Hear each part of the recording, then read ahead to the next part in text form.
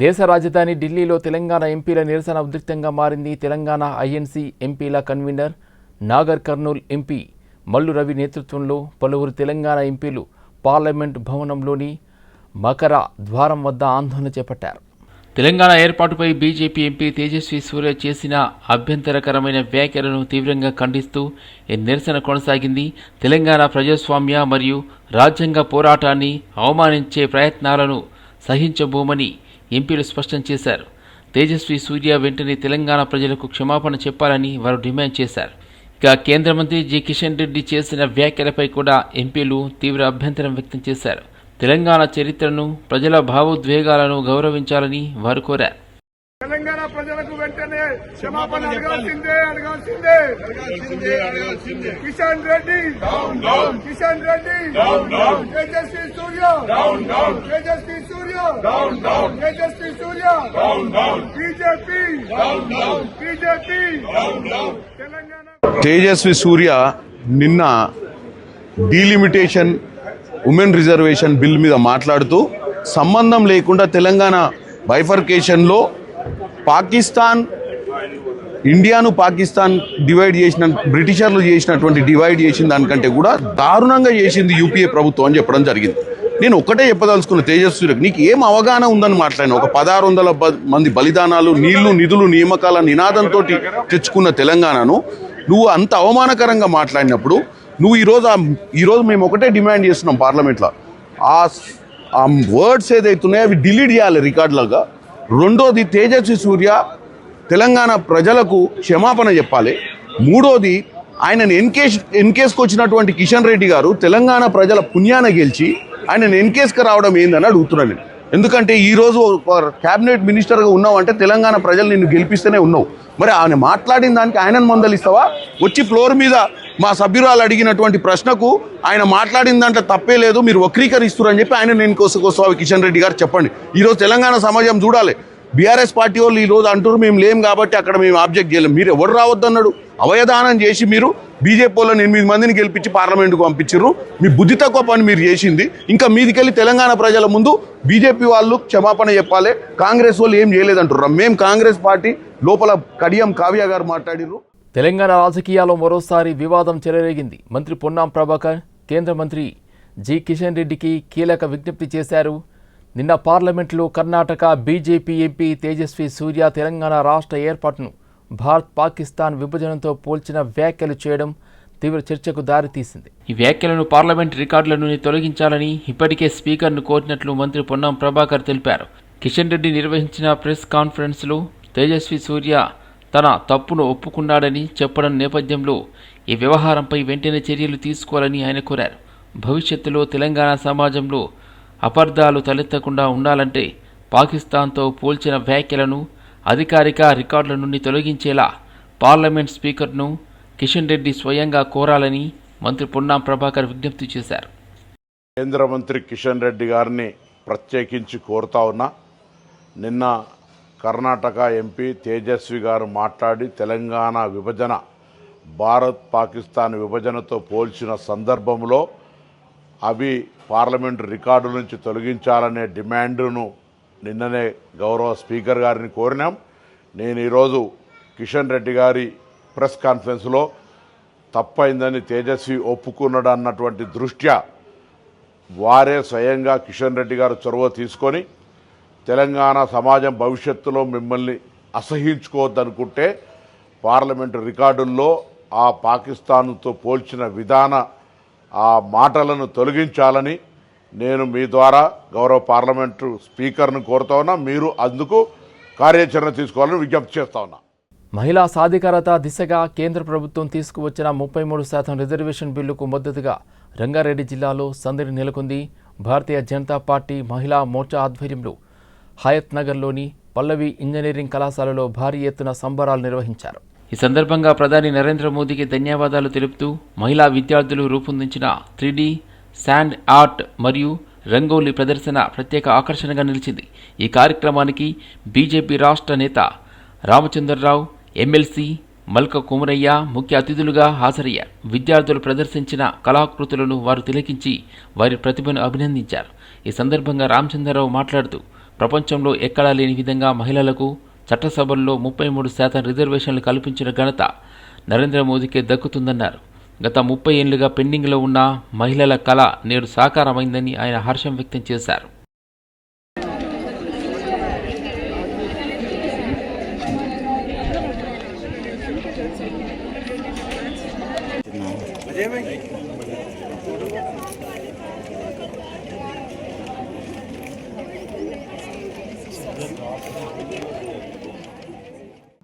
మహిళా రిజర్వేషన్లు అయితే పార్లమెంట్లో రకరకాలుగా రూపం తీసుకొని అడ్డుపడి చాలామంది కాంగ్రెస్ తెచ్చినప్పుడు కూడా వాళ్ళకు సంబంధించినటువంటి కొలేషన్ పార్ట్నర్సే వాళ్లకు వ్యతిరేకిస్తూ మహిళా బిల్లుని రాకుండా చేశారు. కానీ నరేంద్ర మోదీ గారు ఈ యొక్క మహిళా రిజర్వేషన్ చట్టం కింద మార్చి 2029లోనే దీన్ని అమలు పరచాలని చెప్పేసి ఈరోజు అది రాజ్యాంగ సవరణకు పార్లమెంట్లో రాబోతూ ఉంది. దాంతోపాటు రేపు రాజ్యసభలో పూర్తయిన తర్వాత ఈ యొక్క రాజ్యాంగ సవరణతోని రాబోయేటటువంటి 2029లో జరిగేటటువంటి అసెంబ్లీ పార్లమెంట్ ఎన్నికల్లో 33% మహిళలకు రిజర్వేషన్ రాబోతూ ఉంది. ఈ యొక్క మహిళలకు రిజర్వేషన్స్ ఏతున్నాయో అది మహిళ ఒక పాత్ర ఇంక్లూజివ్ అంటే పరిపాలనలో వారి భాగస్వామ్యము, వారి సాధికారత, అదేవిధంగా వారు 30 సంవత్సరాల నుంచి ఎదురు చూస్తున్న కళని నిజం చేసినందుకు నరేంద్ర మోదీ గారిని ఈరోజు తెలంగాణ తరఫు నుంచి, తెలంగాణ ప్రజల తరఫు నుంచి, తెలంగాణ మహిళల తరఫు నుంచి వారికి ప్రత్యేకమైన ధన్యవాదాలు తెలుపుతూ మరి పల్లవి ఇంజనీరింగ్ కాలేజ్లో కొమరయ్య గారి యొక్క సౌజన్యంతో, శిల్పారెడ్డి గారి యొక్క ప్రయత్నంతో ఇక్కడ శాండ్ ఆర్ట్ అంటే ఉసికెతోని నరేంద్ర మోదీ గారికి ఈరోజు వారు చేసినటువంటి ఒక ధన్యవాదాలకు సంబంధించిన ఆర్ట్ ఒకటి ఉందో మోదీ గారిని, అదేవిధంగా ఆపరేషన్ సింధులో పాల్గొన్నటువంటి ఒక వారి యొక్క ఏదైతే ఆఫీసర్స్ ఉన్నారో వారి యొక్క. రంగారెడ్డి జిల్లాలోని ఇబ్రహీంపట్నంలో హైటెన్షన్ వాతావరణం నెలకొంది. బీఆర్ఎస్ పార్టీ కార్యాలయం పరిసరాల్లో భారీగా పోలీసులు మోహరించారు. ఇబ్రహీంపట్నం సీఐ బీఆర్ఎస్ కార్యాలయానికి చేరుకుని పరిస్థితిని సమీక్షించారు. అదే సమయంలో మాజీ ఎమ్మెల్యే మంచిరెడ్డి కిషన్ రెడ్డి మేడిపల్లికి వెళ్లే అవకాశం ఉన్న నేపథ్యంలో పోలీసులు ముందస్తు చర్యలు చేపట్టారు. బీఆర్ఎస్ కార్యాలయానికి పెద్ద సంఖ్యలో కార్యకర్తలు చేరుకోవడంతో అక్కడ ఉద్రిక్తత నెలకొంది. పరిస్థితిని అదుపులోకి తీసుకురావడానికి అదనపు పోలీసు బలగాలను కూడా రంగంలోకి దింపారు. ఈ క్రమంలో మంచిరెడ్డి కిషన్ రెడ్డిని బయటకు వెళ్లనివ్వకుండా పోలీసులు అడ్డుకున్నారు. అనంతరం ఆయన్ను బీఆర్ఎస్ కార్యాలయంలోనే హౌస్ అరెస్ట్ చేసినట్టు సమాచారం. ప్రస్తుతం ఇబ్రహీంపట్నం ప్రాంతంలో పోలీసుల పర్యవేక్షణలో పరిస్థితి కొనసాగుతుంది. ఇబ్రాహీంపట్నం రాజకీయం శాసనసభ్యుడు అడ్డమైన మాటలు మాట్లాడినటువంటి విషయం గాంధీ భవన్లో, దానికి నేను రెస్పాండ్ అయ్యి రాజకీయంగా తేల్చుకుందాం, మేడిపల్లికి పోదాం రా, ఫార్మాసిటీకి సంబంధించినటువంటి భూముల దగ్గరికి పోదాం, అక్కడ ఉన్నటువంటి రైతులతోటి మాట్లాడదాం, ఎవరైతే అన్యాయం చేసిండ్రో భూములు గుంజుకున్నారో అని నువ్వైతే ఏదో చెప్పినావో, లేకపోతే 3 ఎకరాలు ఉంటే 2 ఎకరాలకు డబ్బులు ఇచ్చి 1 ఎకరా తీసుకున్నావు, 5 ఎకరాలు ఉంటే 3 ఎకరాలకు తీసుకొని 2 ఎకరాలు నువ్వు తీసుకున్నావు అని చెప్పేసి నా పైన ఆరోపణలు చేయడం జరిగింది. ఇది ఒక్కసారి కాదు, 2 సార్లు కాదు. గత ఎన్నికల ముందు కూడా ఆ 5 గ్రామాలలో ఆ పరిస్థితి తీసుకురావడం జరిగింది, చెప్పడం జరిగింది. అయినా నేను ఓపిక పట్టిన రాజకీయాలలో ఏదైనా మాట్లాడతారు కదా అని. కానీ ఎన్నికలలో గెలిచిన తర్వాత కూడా ఈ 2.5 సంవత్సరాల్లో కూడా ఇష్టం వచ్చినట్టు ఫార్మాలో 400 కోట్లు తిన్నాడు, 200 కోట్లు తిన్నాడు, 500 కోట్లు తిన్నాడు అని చెప్పినప్పుడల్లా ఏదో ఒక ఫిగర్ చెప్తా ఉంటాడు. నేను గమనించిన ప్రతిసారి ఇదే మాట్లాడుతూ ఉన్నాడు. రాజకీయంగా వీనికి ఒక్కరికే తెలివి ఉందా, కనీసం అవగాహన ఆలోచన ఉందా? అందుకే ప్రజల దగ్గర పోదామని ఫ్రైడే పొద్దున 9 గంటలకు వెళ్తానన్నాను, 10 గంటల వరకు అక్కడ ఉంటానని చెప్పినాను, 11-12 గంటల వరకు ఆడనే ఉంటానని చెప్పినాను. తెలంగాణలో సామాజిక, రాజకీయ, ఆర్థిక కులగణనపై ప్రభుత్వం చేపట్టిన సర్వేకు సంబంధించిన కీలక పరిణామం చోటు చేసుకుంది. ఈ సర్వే సందర్భంగా ప్రభుత్వం నియమించిన ఎక్స్పర్ట్ కమిటీ చైర్మన్ మాజీ supreme court justice Sudarshan Reddy, vice chairman professor Kancha ఐలయ్యను కాంగ్రెస్ నాయకులు మర్యాదపూర్వకంగా కలిశారు. టీపీసీసీ అధ్యక్షుడు మహేష్ కుమార్ గౌడ్, ఏఐసీసీ ఇన్ఛార్జ్ మీనాక్షి నటరాజన్, రాష్ట్ర బీసీ సంక్షేమ మరియు రవాణా శాఖ మంత్రి పొన్నాం ప్రభాకర్, వారి నివాసానికి వెళ్లి ధన్యవాదాలు తెలిపారు. ఈ సందర్భంగా రాష్ట్రంలో ఆర్థిక, సామాజిక, రాజకీయ అసమానతలను తొలగించేందుకు కమిటీ చేసిన సూచనలను ప్రభుత్వం పరిగణలోకి తీసుకుంటుందని కాంగ్రెస్ నాయకులు తెలిపారు. తెలంగాణ రాజకీయాల్లో మరోసారి మాటల యుద్ధం ముదిరింది. TPCC general secretary Chenagani Dayakar బీజేపీపై తీవ్ర విమర్శలు గుప్పించారు. ప్రజాస్వామ్యంపై బీజేపీ దాడి చేస్తుందని ఆయన ఆరోపించారు. దేశంలో బీజేపీ నియంతృత్వ పాలన కొనసాగుతుందని, దాన్ని ప్రజలు తరిమికొట్టాలని పిలుపునిచ్చారు. ముఖ్యంగా దక్షిణాది రాష్ట్రాలపై బీజేపీ ఆధిపత్యం చెలాయించేందుకు ప్రయత్నిస్తుందని దయాకర్ అన్నారు. ఇక సీఎం రేవంత్ రెడ్డిపై పార్లమెంట్లో విమర్శలు చేయడం తగదని ఆయన అభిప్రాయపడ్డారు. మహిళల హక్కుల పరిరక్షణలో కాంగ్రెస్ పార్టీ ఎప్పుడూ ముందుంటుందని, ఆ దిశగా నిరంతరం పోరాడుతోందని ఆయన స్పష్టం చేశారు. బీజేపీ కేంద్ర ప్రభుత్వం మరొకసారి తన రాజకీయ ఆధిపత్యం కోసం డీలిమిటేషన్ గాని, పార్లమెంటు సీట్ల పెంపు అంశం గాని, మహిళా బిల్లు ఆగమేఘాల మీద మహిళా బిల్లును ఏర్పాటు చేసి ప్రజాస్వామ్యం మీద దాడి చేసే ప్రయత్నం కనపడతా ఉంది. 2023లోనే కాంగ్రెస్, ఏఐసిసి మహిళా బిల్లు కోసం డిమాండ్ చేసినటువంటి, కానీ ఆనాడు నిర్లక్ష్యం చేసి రాజకీయ ప్రయోజనాల కోసం దేశ ఆధిపత్య రాజకీయాలు చేస్తూ బీజేపీ దక్షిణాది రాష్ట్రాలకు రాజకీయ ఉనికి లేకుండా చేసే ప్రయత్నం ఈరోజు పెడుతున్నటువంటి బిల్లు అంశం కానీ, డీలిమిటేషన్ అంశం కానీ, ప్రతిపక్షాల కనీసం విజ్ఞప్తి కానీ, సూచనలు కానీ పట్టించుకోకుండా నిరంకుశగా, నియంతగా బీజేపీ ఈరోజు వ్యవహరిస్తూ ఉన్నది. దక్షిణాది రాష్ట్రాలకు జరుగుతున్న అన్యాయం పైన ముఖ్యమంత్రి రేవంత్ రెడ్డి గారు మాట్లాడితే, ముఖ్యమంత్రి గారి పైన నిండు పార్లమెంట్లో తెలంగాణ రాష్ట్ర అస్తిత్వాన్ని, ఆత్మగౌరవాన్ని హైదరాబాద్లోని ఉప్పల్ రామంతపూర్లో ఉన్న హైదరాబాద్ పబ్లిక్ స్కూల్ వద్ద ఉద్రిక్త పరిస్థితులు నెలకొన్నాయి. అధిక ఫీజులు వసూలు చేస్తున్నారని ఆరోపిస్తూ విద్యార్థుల తల్లిదండ్రులు స్కూల్ ముందు ఆందోళన చేపట్టారు. పేరెంట్స్ తెలిపిన వివరాల ప్రకారం 2 నుండి 5వ తరగతి విద్యార్థుల ఫీజులను గత 4 ఏళ్లలో సుమారు 140% వరకు పెంచారని ఆరోపిస్తున్నారు.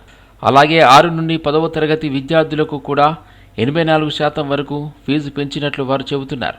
ఈ భారీ ఫీజుల పెంపును వెంటనే తగ్గించాలని డిమాండ్ చేస్తూ తల్లిదండ్రులు స్కూల్ గేటు ముందు నిరసన తెలిపారు. ప్రిన్సిపల్ బయటకు వచ్చి సమాధానం చెప్పాలని కోరుతూ రోడ్డుపై బైఠాయించారు. ఈ నిరసన కారణంగా రామంతాపూర్ మెయిన్ రోడ్డుపై భారీగా ట్రాఫిక్ జామ్ ఏర్పడింది. 1 ఇయర్ నుంచి చాలా స్ట్రగుల్ అవుతున్నామండి. పెంచిన ఫీజు తగ్గించాలని చెప్పేసి ప్రిన్సిపల్ నుంచి ఎటువంటి పాజిటివ్ రెస్పాన్స్ రావట్లేదు. స్టూడెంట్స్ని చాలా రెక్లెస్గా చూస్తున్నారు, పేరెంట్స్ ఇంకా రెక్లెస్గా చూస్తున్నారు. ఇలాంటి పద్ధతి మార్చుకోవాలని రిక్వెస్ట్ చేస్తున్నాము. పెంచిన ఫీజు వెంటనే తగ్గించాలని కోరుకుంటున్నాము. పెంచారని ఇప్పుడు కూడా పెంచుతున్నారు. ఎంత పెంచారో మాకు క్లారిటీ రావట్లేదు.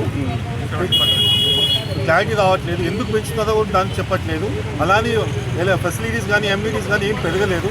అలాగే ముందు ఎలా ఉన్నా ఇప్పుడు అలాగే ఉన్నాయి. ఫీజు మాత్రం పెంచుతున్నారు. సో అది ఖచ్చితంగా తగ్గించాలని కోరుకుంటున్నాం. అన్ని క్లాసెస్కి ఫీజు పెరుగుతుందండి. నేను ఎక్స్పీఎస్ పేరెంట్. ఈరోజు ముఖ్యంగా ధర్నా చేయడానికి కారణం ఏంటంటే, గత సంవత్సరం నుంచి మేము ప్రిన్సిపాల్తో ర్యాపో మెయింటైన్ చేస్తున్నాము. ప్రతిసారి చర్చల పేరు మీద మేము ప్రిన్సిపాల్ గారిని సంప్రదిస్తూ వస్తున్నాము. కానీ మాకు పెంచిన ఫీజుల విషయంలో ఏమాత్రం క్లారిటీ రాకపోవడంతో ఈ అకాడమిక్ ఇయర్ ఎంత ఫీజు పెంచారో మాకు ఇంతవరకు మెమరాండం ఇవ్వలేదు. మాతో ఎలాంటి అగ్రిమెంట్స్ కూడా జరగలేదు. మాకు పెంచిన ఫీజుని వెంబడే విడుదల చేయాలి. ఆ పెంచిన ఫీజు ఎంతో పునరాలోచించుకొని గత 3 ఇయర్స్ నుంచి మాకు 141% పెంచిన ఫీజుని తగ్గిస్తూ కమింగ్ 3 అకాడమిక్ ఇయర్స్ మాకు 0 ఫీజు పెంచడం. రంగారెడ్డి జిల్లాలో అనుమానాస్పద మృతి కలకలం రేపింది. బడంగ్పేట్ బీజేపీ అధ్యక్షుడు రాళ్లగూడెం రామకృష్ణారెడ్డి మృతి చెందడం రాజకీయంగా చర్చనీయాంశమైంది. మీర్పేట్ పోలీస్ స్టేషన్ పరిధిలోని కింగ్స్ వే విల్లాలో రామకృష్ణారెడ్డి ఉరివేసుకున్న స్థితిలో కనిపించారు. సమాచారం అందుకున్న పోలీసులు ఘటనా స్థలానికి చేరుకుని మృతదేహాన్ని ఉస్మానియా ఆసుపత్రికి తరలించారు. అనుమానాస్పద మృతిగా కేసు నమోదు చేసి దర్యాప్తు ప్రారంభించారు. బడంగ్పేట్ కార్పొరేషన్లో జరుగుతున్న అవినీతి అక్రమాలపై పోరాటం చేస్తూ రామకృష్ణారెడ్డి ప్రత్యేక గుర్తింపు తెచ్చుకున్నారు. ఇక ఈ ఘటనపై కుటుంబ సభ్యులు తీవ్ర అనుమానాలను వ్యక్తం చేస్తున్నారు. రాజకీయ ఒత్తిళ్ల కారణంగానే తన భర్త ఆత్మహత్యకు పాల్పడ్డారని ఆయన భార్య ఆరోపించారు. గత కొన్ని రోజులుగా ఆయన మానసికంగా ఒత్తిడికి గురై ఇంట్లో ఒంటరిగా ఉండేవారని తెలిపారు. కొంతమంది అనుమానాస్పద వ్యక్తులు బెదిరింపులకు పాల్పడ్డారని కూడా ఆరోపించారు. మీర్పేట్ పోలీసులు తన స్టేట్మెంట్ను పూర్తిగా నమోదు చేయకుండా కుటుంబ కలహాల కోణంలో కేసును చూస్తున్నారని ఆమె విమర్శించారు. దర్యాప్తు ఉందో దర్యాప్తు ప్రకారం చేసుకుని ఎవరి మీద అందరి మీద ఏదైతే ఉందో ఎవరి మీద ఆరోపణలు ఉన్నాయో వారి మీద ఖచ్చితంగా యాక్షన్ తీసుకుంటాం. ప్రెసిడెంట్ అయితే పార్వజాతం పేరు చెప్తున్నారు, ఇంకా వేరే వేరే ఉన్నాయి. సో వాళ్ళు కూడా చెప్తున్నారు. సో దాని మీద మేము యాక్షన్ తీసుకుంటాం. ఏదైతే ఉందో దానిపైన దర్యాప్తు చేస్తాం, దర్యాప్తు చేసి చేస్తాం. సో ఫైనల్గా ప్రభుత్వం నుంచి మరి ఎలాంటి న్యాయం జరగబోతుంది? ప్రభుత్వం నుంచి నేనేం చెప్పలేదు. నా నేను దర్యాప్తు గురించి మాట్లాడుతున్నాను, ప్రభుత్వం గురించి మాట్లాడను. దర్యాప్తు నాకు ఏదో కేసు ఉన్న కేసు గురించి మాట్లాడుతాను. ఆ దర్యాప్తు ఖచ్చితంగా చేస్తాం. సో మీరైతే తను వాడినటువంటి సెల్ ఫోన్ కూడా మీరు హ్యాండ్ ఓవర్ చేసుకున్నారు? తీసుకున్నాం, మార్నింగ్ తీసుకున్నాము. చెక్ చేసినట్టయితే మన అనుమానం అయితే ఏం లేదు. అంటూ వేరే విధంగా డైవర్ట్ చేయకండి. ఒక పొలిటికల్ స్ట్రెస్ అవుతుండే, ఆయన పొలిటికల్ స్ట్రెస్ అయ్యాను. ఇంత జరిగినా సూసైడ్ చేసుకునే మైండ్ సెట్ కాదు. ఆ పొలిటికల్ స్ట్రెస్, ఆ ధమ్కిలు ఇచ్చుట్లో కూడా నిద్రపోకుండా తిక్క కూడా చేసిండు ఇంట్లో. ఆ తిక్కతో నేను అర్థం చేసుకోలేదు. పొలిటికల్ స్ట్రెస్ అయితే స్వప్న అన్నాడు. నా పాప ముంబైలో ఉంటుందన్నా, ముంబైలోకి ఫోన్ చేసి చెప్పిండు నాకు విపరీతంగా పొలిటికల్ స్ట్రెస్ అవుతుంది బేటా అని. అనకూడ మాటలు అన్నప్పుడు మళ్ళీ స్ట్రెస్ అయినా ఆయన. ఎందుకంటే ఆయన ఏం జరిగినా సూసైడ్ చేసుకునే మైండ్ కాదని ఆయనది. సూసైడ్ చేసుకునే మైండ్ కాదు. ఇంట్లో ఎన్నో ఇష్యూ, వాళ్ళకు ఎంత నొల్లి ఏమయ్యా వాళ్ళ నాన్నతో గొడవైనా రంగారెడ్డి జిల్లా యాచారం మండలం మేడిపల్లిలో ఉద్రిక్త పరిస్థితులు చోటు చేసుకున్నాయి. ఫార్మాసిటీ అంశంపై కాంగ్రెస్ బీఆర్ఎస్ పార్టీ కార్యకర్తల మధ్య ఘర్షణ వాతావరణం నెలకొంది. ఫార్మాసిటీలో అవినీతి జరిగిందని ఆరోపిస్తూ ఆ విషయాన్ని బయటపెట్టాలని కోరుతూ బీఆర్ఎస్ నాయకులు కార్యకర్తలు పెద్ద ఎత్తున మేడిపల్లికి చేరుకున్నారు. అయితే అదే సమయంలో కాంగ్రెస్ పార్టీ నాయకులు వారిని గ్రామంలోకి రానివ్వకుండా అడ్డుకున్నారు. దీంతో ఇరు వర్గాల మధ్య మాటా పెరిగి కొద్దిసేపు తోపులాట చోటు చేసుకుంది. పరిస్థితి అదుపు తప్పే అవకాశం ఉండటంతో పోలీసులు రంగంలోకి దిగి ఇరు వర్గాల నాయకులను అరెస్ట్ చేసి పోలీస్ స్టేషన్కి తరలించారు. ఈ సందర్భంగా బీఆర్ఎస్ నాయకులు తీవ్ర ఆగ్రహం వ్యక్తం చేస్తూ రైతులను కలిసేందుకు వచ్చినా తమను అడ్డుకోవడం, అరెస్ట్ చేయడం సమంజసం కాదని ప్రశ్నించారు. ఫార్మాసిటీ అంశంలో అవినీతి ఎక్కడ జరిగిందో ప్రభుత్వం నిరూపించాలని డిమాండ్ చేశారు. ఈ నెల 12 తారీఖు నాడు గాంధీ భవన్ వేదికగా స్థానిక ఎమ్మెల్యే అదేవిధంగా స్థానిక ఎంపీ ప్రజలలోకి రండి, మీరు చేసిన అవినీతి ఏందో నిరూపిస్తాము అని చెప్పి వాళ్ళు గాంధీ భవన్ లో కూర్చొని పెద్ద మాటలన్నీ మాట్లాడడం జరిగింది. దానికి అనుగుణంగానే 13 తారీఖు నాడు మా నాయకులు మంచిరెడ్డి కిషన్ రెడ్డి గారు ప్రెస్ మీట్ మరీ చెప్పడం జరిగింది.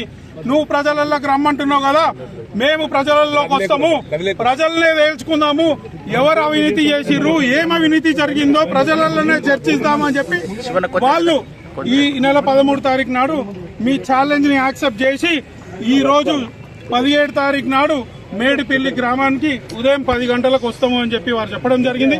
అందులో భాగంగానే మేము బీఆర్ఎస్ పార్టీ నాయకులము కార్యకర్తలం అందరం కూడా ఇక్కడికి రావడం జరిగింది. కానీ ఈ రోజు ఆ స్థానిక ఎమ్మెల్యే పరారైపోయిండు, చర్చకు ముందుకు రాలేదు.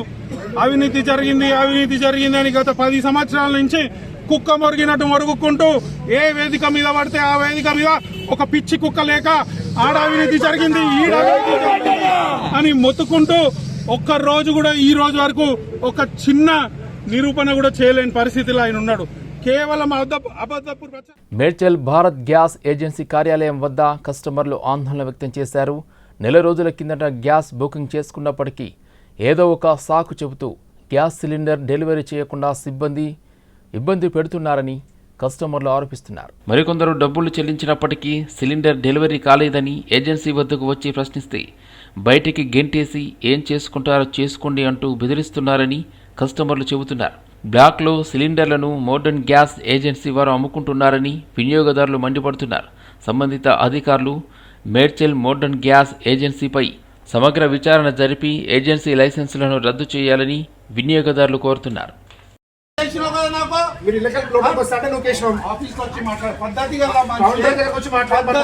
కౌంటర్ దగ్గరకు వచ్చి పద్ధతి గల మనిషి పద్ధతితో వచ్చి మాట్లాడతాడు. కౌంటర్ దగ్గరకు వచ్చి మాట్లాడమంటున్నా. నీ వే ఆఫ్ టాకింగ్ బాగలేదు. మీరు ఎట్లా మాట్లాడుతున్నారు? నీ పద్ధతి మార్చుకో. మీరు ఎట్లా మాట్లాడుతున్నారు? నేను కస్టమర్. అవును, నేను కస్టమర్. మీరు ఇట్లకే రావద్దు కదా, తప్పు కాదు. మీరు ఆఫీస్ లకు రావద్దు. రైట్ నో ఎంట్రీ అని రైట్. అందుకే కేసు ఉన్నది. గేట్ తీసుకొని లోపలికి వస్తా.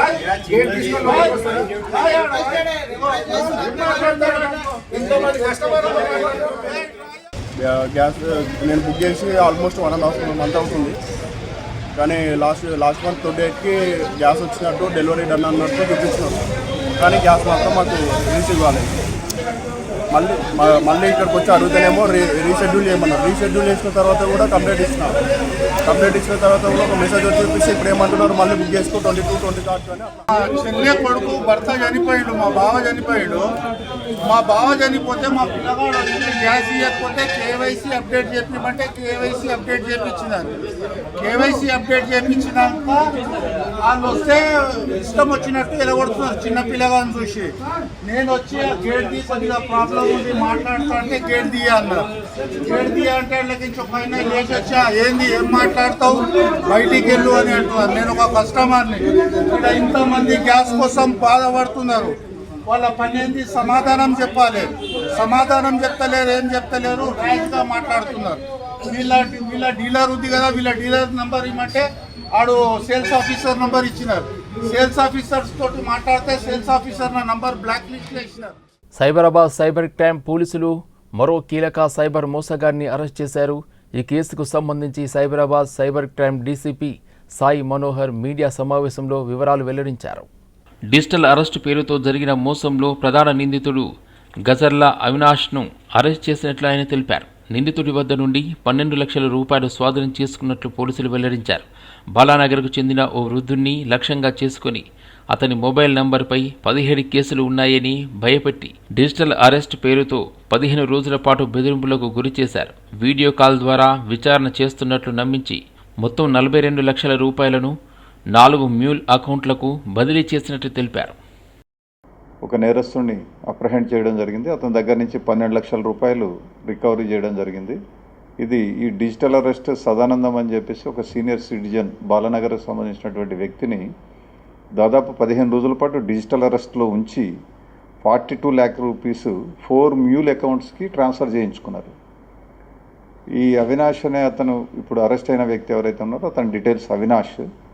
ఈ అవినాష్ అనే అతను డాటా ఎంట్రీ కోసం కాంబోడియా ఉద్యోగానికి వెళ్ళాడు.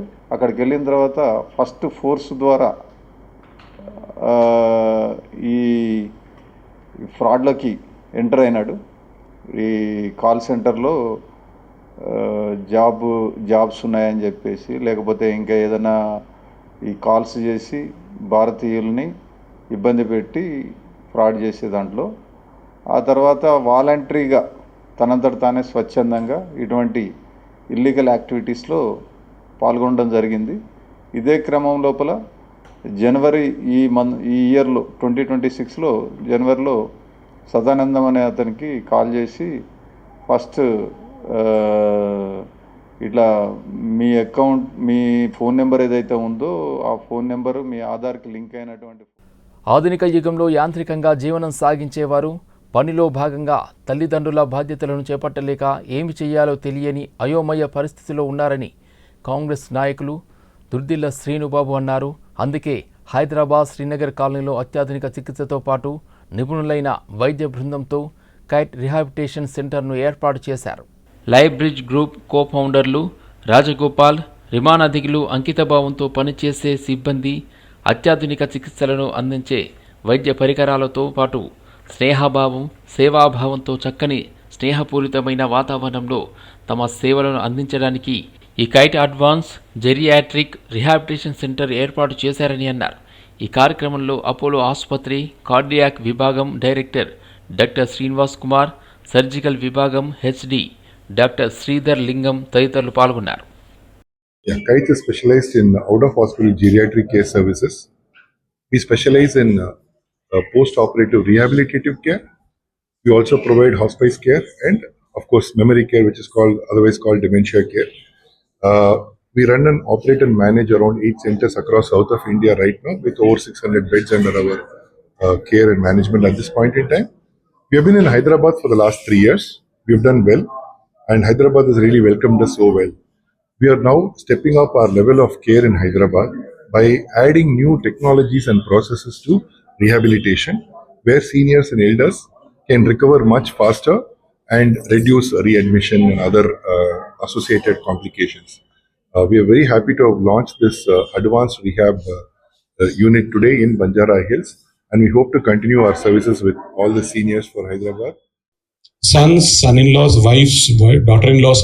There are multiple factors that do not allow for them to do what they want to do, because nobody wants to disrespect their parents, not to do disservice to their parents. But what happens is today's community, today's generations, and today's pressures, work pressures, you call it, for me, they are all excuses. But in terms of that, what truly does this is today, as she said, dignity.